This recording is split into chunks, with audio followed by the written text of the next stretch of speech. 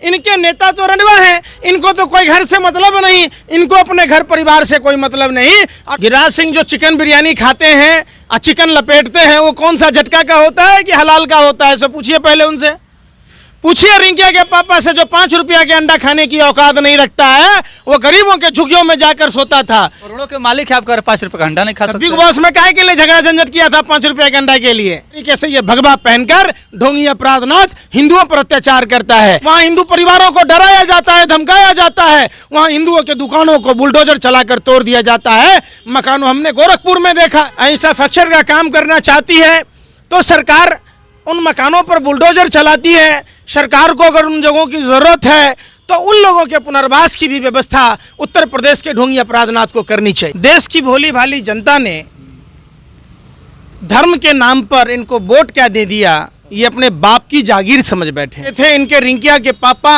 हर झुग्गियों में जाया करते थे, रात वहां बिताया करते थे, कहते थे जहां झुग्गी वहीं मकान। भाइयों एवं बहनों, मित्रों, हमारा तो सपना है 2022 में हर सर के ऊपर छत होगा, हर छत में नल होगा, हर नल में जल होगा, हर घर में बल्ब होगा। उत्तर प्रदेश के योगी आदित्यनाथ के बुलडोजर चलाने पर कई लोग खुश हो जाते हैं, लेकिन आपको बताते चले कि उत्तर प्रदेश के लखनऊ के अकबर नगर में 1400 घरों पर बुलडोजर चलने वाला है रिवर फ्रंट के नाम पर। यानी 1400 गरीबों के घरों पर बुलडोजर चलेगा। ना ही उन्हें ज़मीन के बदले पैसा दिया जा रहा है, ना ही उन्हें कोई नया मकान दिया जा रहा है, ना ही उन्हें कोई मुआवजा दिया जा रहा है। उसके बावजूद भी 1400 घरों पर उत्तर प्रदेश की सरकार यानी आदित्यनाथ की सरकार जो है वो बुलडोजर चला करके उन 1400 घर वाले लोगों को बेघर कर देगी। इन्हीं सब मुद्दों पर हमारे साथ बातचीत करने के लिए बेबाक अंदाज में बात करने वाले पंकज श्रीवास्तव जी है। इनसे हम बात करते हैं, क्या कहिएगा? ना कोई नोटिस, ना मुआवजा, 1400 घरों पर बुलडोजर चलने वाला है रिवर फ्रंट के नाम पर। इसको कैसे देखते हैं? ये विकास है या क्या है? गलती से गीले चावल में शक्कर क्या गिर गई, ये खीर समझ बैठे। देश की भोली भाली जनता ने धर्म के नाम पर इनको वोट क्या दे दिया, ये अपने बाप की जागीर समझ बैठे।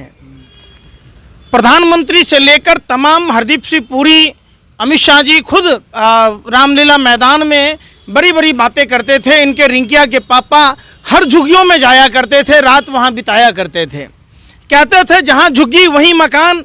भाइयों एवं बहनों, मित्रों, हमारा तो सपना है 2022 में हर सर के ऊपर छत होगा, हर छत में नल होगा, हर नल में जल होगा, हर घर में बल्ब होगा। देश ने देखा 2022 आते आते लाखों लोगों को भारतीय जनता पार्टी की सरकार ने बेघर कर दिया। हमने दिल्ली में देखा था, खोरी गांव में 11 राज्यों के लोग थे, 40 मंदिर, 27 मस्जिद, 4 गिरजाघर, 1 गुरुद्वारों को रौंद दिया गया। सबसे बड़ा सवाल उठता है और चुनाव आयोग से लेकर तमाम उन सभी संस्थाओं पर भी सवाल उठता है, क्यों ना ऐसी राजनीतिक पार्टियों के मान्यताओं को रद्द करने देना चाहिए और चुनाव आयोग को चाहिए कि भारतीय जनता पार्टी जैसे जुमलाजीवी पार्टी की चुनाव लड़ने पर पाबंदी लगा देना चाहिए। आपने देखा होगा पूरे देश में घूम घूम कर खुद प्रधानमंत्री नरेंद्र मोदी कहते हैं कि जहां झुकी वहीं मकान। तो आखिर उन लोगों का, गरीब लोगों का जो अपना पेट काट कर 2 रुपया 4 रुपया जमा कर अपना आशियाना बनाते हैं और भारतीय जनता पार्टी की सरकारें उन आशियानाओं को उजाड़ती है। इन्हें ये क्या है, ना घर बसा हमारा, ना घर बसने देंगे तुम्हारा। इनके नेता तो रंडवा हैं, इनको तो कोई घर से मतलब नहीं, इनको अपने घर परिवार से कोई मतलब नहीं और पूरे देश को ये बेघर बनाते हैं। जो चुनाव के समय लोगों को घर मुहैया कराने की बात कहते, अकेला सिर्फ अकबर नगर की बात नहीं है लखनऊ के।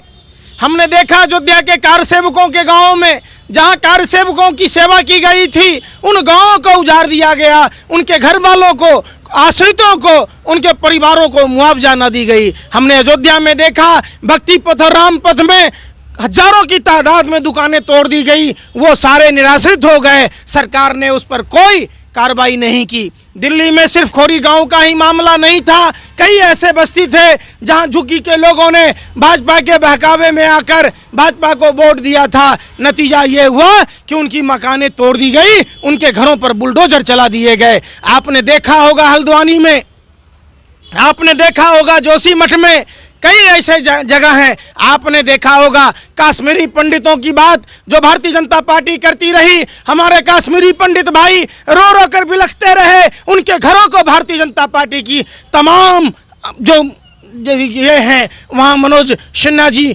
उपराज्यपाल हैं, उनकी सरकार है, वहाँ समानांतर सरकार है, यूनियन टेरिटरी है, और उनकी जो कानून व्यवस्था है वो कश्मीरी पंडितों को घरों को उजाड़ती रही। लोग लाचार और बेबस हो गए। इसलिए मैं कहता हूं देश के लोगों से कि आज आप बताइए, लखनऊ के अकबर नगर में क्या वो हिंदू परिवारों के मकान जो टूट रहे, जिनके बुलडोजर से धराशायी किए जा रहे, जिनके परिवारों ने कठिन मेहनत करके अपना घर बनाया था, उनका क्या कसूर था कि उस गिरिराज सिंह क्यों नहीं बोल रहे जो हमेशा से झटका और हलाल की बात करते हैं? गिरिराज सिंह जो हिंदुत्व की बात करते हैं वो कहाँ है अब? गिरिराज सिंह जो चिकन बिरयानी खाते हैं और चिकन लपेटते हैं, वो कौन सा झटका का होता है कि हलाल का होता है? सो पूछिए पहले उनसे, पूछिए रिंकिया के पापा से जो 5 रुपया के अंडा खाने की औकात नहीं रखता है, वो गरीबों के झुग्गियों में जाकर सोता था। पूछते क्यों नहीं आप लोग? पूछिए। करोड़ों के मालिक है, आप कह रहे 5 रुपये का अंडा नहीं खा सकते? बिग बॉस में काहे के लिए झगड़ा झंझट किया था 5 रुपये के अंडा के लिए? पिछवाड़े में दम नहीं था? एक ट्रे अंडा खरीद के खा लेता। क्यों पूजा के बिग बॉस के शो में अंडा के लिए छीछा लेदर करवा लिया और बिहार का नाम हंसा दिया कि ब्राह्मण होके 5 रुपया के अंडा के लिए अपना स्तर गिरा लिया? गिरिराज सिंह तो वेजिटेरियन है, आप नॉनवेज नहीं खाते हैं? क्या कहते कम नहीं खाते हैं? असली सनातनी है बोलते हैं। मुर्गा खाते हुए सीन दिखा दें आपको? आप दिखा दीजिए, लेकिन कहते हैं सनातनी है। ये सब एक बात बताइए, 10 साल से भाजपा की सरकार है, बीफ एक्सपोर्ट में भारत नंबर 1 कैसे है? फिर अब उन हिंदुओं के बारे में सोचिए ना गिरिराज सिंह जी, मोदी जी, अमित शाह जी, और ये ढोंगी अपराधनाथ भगवा पहनकर, हाँ जी, ढोंग करता है। योगी नहीं है ये, ढोंगी है।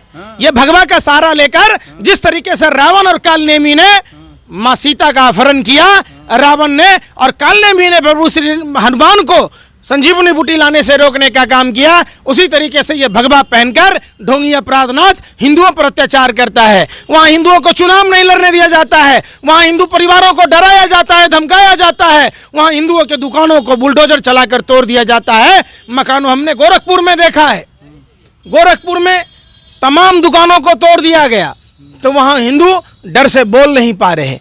वो हिंदू परिवार की आस्था का सवाल है, और जिस गोरखनाथ की बात कहते हैं वो हिंदू धर्म वैष्णव व्यवस्था का विरोध करता था, वो हिंदू हो ही नहीं सकता। पंकज, अब उसका क्या होगा जो 1400 जो गरीबों के घरों पर बुलडोजर चल जाएगा, उसका आवासियाना और ठिकाना कहाँ होगा? वो लोग अब क्या करेंगे? वो लोग तो इतना रो रहे हैं, इतना बिलख रहे हैं कि आपको हम बता नहीं सकते हैं। निश्चित तौर पर उन सभी लोगों को के पुनर्वास के लिए प्रधानमंत्री जी डींगे हाँकते हैं। उत्तर प्रदेश का ढोंगी अपराधनाथ जो उत्तर प्रदेश का मुख्यमंत्री है, कहता हमने मुख्यमंत्री आवास योजना के तहत बड़े बड़े होर्डिंग, बड़े बड़े पोस्टर लगाता है, तो उन 1400 परिवारों को क्या मकान नहीं दे सकता? क्यों नहीं दे सकता?